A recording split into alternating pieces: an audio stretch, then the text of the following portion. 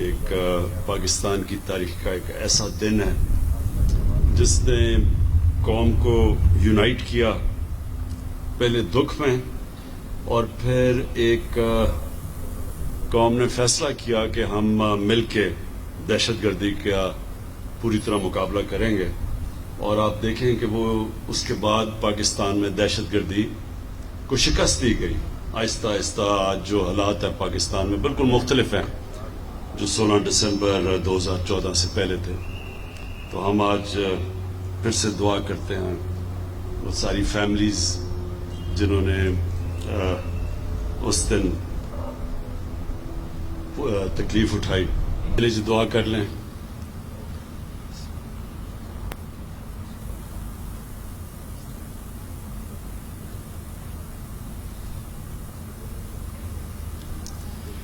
اچھا جی، میں آج محمود خان آپ کو، پختونخوا کی حکومت کو خاص طور پہ آج مبارک بھی دیتا ہوں، خراج تحسین پیش کرتا ہوں کہ یہ جو آپ نے کمپلیٹ کیا Peshawar cardiac institute, heart disease اور کینسر، ان سب سے زیادہ دنیا میں جو لوگوں کی وفات ہوتی ہے وہ ان دو بیماریوں سے ہوتی ہے، اور پشاور اور جو کیپٹل پختونخوا کا اگر ادھر ابھی تک کارڈیک انسٹیٹیوٹ نہیں تھی تو یہ سارے علاقے کے لیے بہت بڑا ظلم تھا، کیونکہ جب مریض ہارٹ کے مریضوں کے لیے کوئی جانے کی جگہ نہیں تھی، اور جو بدقسمتی سے جو لیڈی ریڈنگ ہاسپٹل میں جو اس کا جو اندر جو کارڈیک انسٹیٹیوٹ تھی، اس کا بہت بدقسمتی سے اس کے جو ریزلٹس تھے وہ بہت برے تھے، جو ان کو ایونچولی بند کرنی پڑی، بڑی ہائی مورٹیلٹی ریٹ تھی۔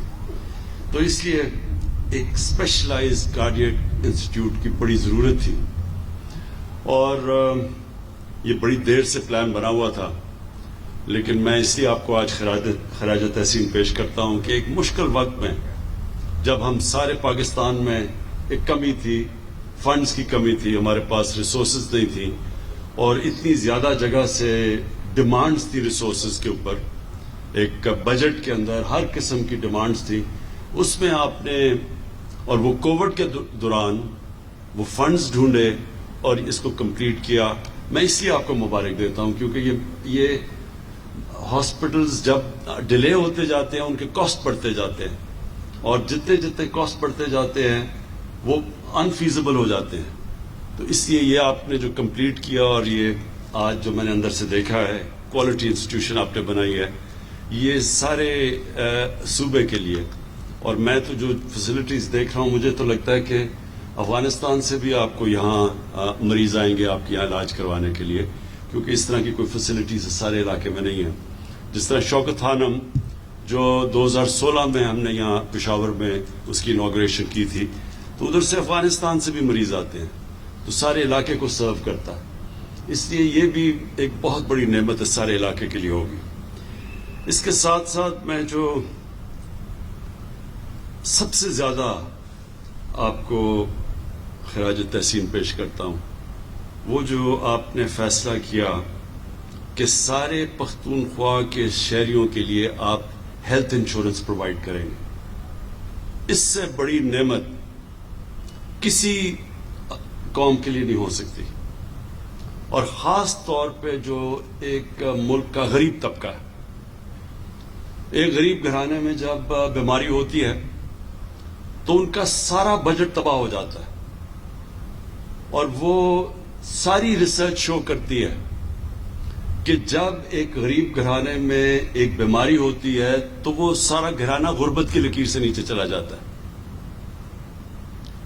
اور یہ آج تک ہماری گورنمنٹس نے اس کے اوپر سوچا نہیں۔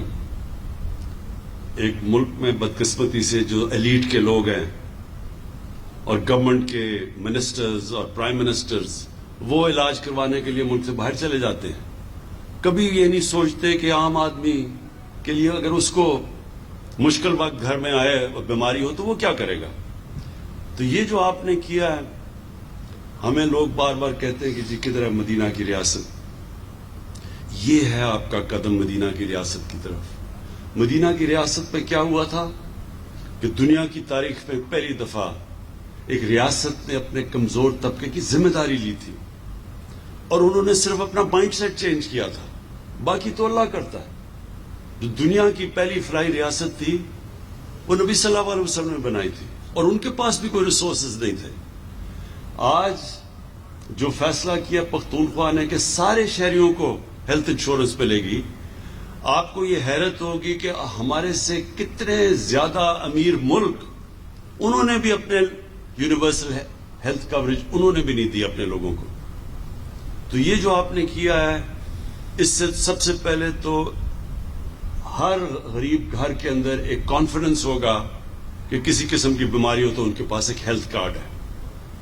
دوسرا, شاید آپ کو بھی اندازہ نہیں ہے کہ آپ نے ہیلتھ کا انقلاب لے آئے ہیں پاکستان میں. اس سے سارا ہیلتھ سسٹم آپ کا کھڑا ہو جائے گا. گورنمنٹ کے پاس تو پیسے نہیں ہیں کہ ساری پاکستان میں ہسپتال بناتی پھرے. ہمارے پاس تو ریسورسز نہیں ہیں. ہمارے پاس بدقسمتی سے قرضے اتنے چڑھے ہوئے ہیں کہ ہم جو آمدنی اکٹھا کرتے ہیں ہر سال کی ٹیکس کی, آدھا تو قرضوں کی قسطوں پہ چلا جاتا ہے. تو 22 کروڑ لوگوں کے پاس, ہمارے پاس تو وہ فنڈز نہیں ہیں کہ ہم ساری جگہ ہیلتھ کوریج دیں.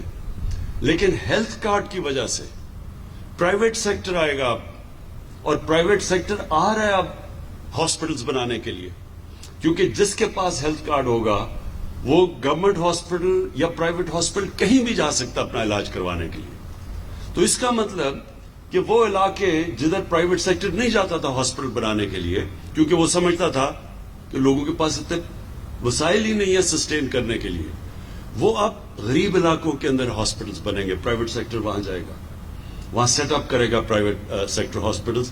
اور میں نے سارے اپنے دو جو صوبے ہیں ہمارے پی ٹی آئی کی گورنمنٹ کے نیچے, پختونخوا اور پنجاب, ادھر میں نے انسٹرکٹ کیا ہوا ہے کہ پرائیویٹ سیکٹر کے ہاسپٹلز کو سستے داموں پہ زمین دی جائے.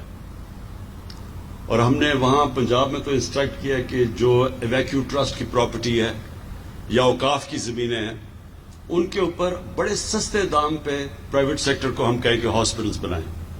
تو زمین جب سستی ہوگی اور ہم نے ساری اکوپمنٹ ہاسپٹلز کی, جتنی بھی اکوپمنٹ جو پاکستان میں نہیں بنتی اس کو ڈیوٹی فری کر دیا پاکستان میں, تاکہ باہر سے اکوپمنٹ منگوا سکیں ہاسپٹلز کے لیے. اور پھر ہیلتھ کارڈ وہ ایک ایسی چیز ہے کہ جب لوگوں کے پاس آ جائے گا اسپینڈنگ پاور ہیلتھ کارڈ کی وجہ سے, تو انشاءاللہ آپ دیکھیں گے کہ یہ سارے پاکستان میں انقلاب آئے گا, ہاسپٹل ساری جگہ بنے گے. اور سب سے امپورٹنٹ چیز, گورنمنٹ کی ذمہ داری سب سے امپورٹنٹ ہے کہ لوگوں کی صحت کا دھیان رکھے.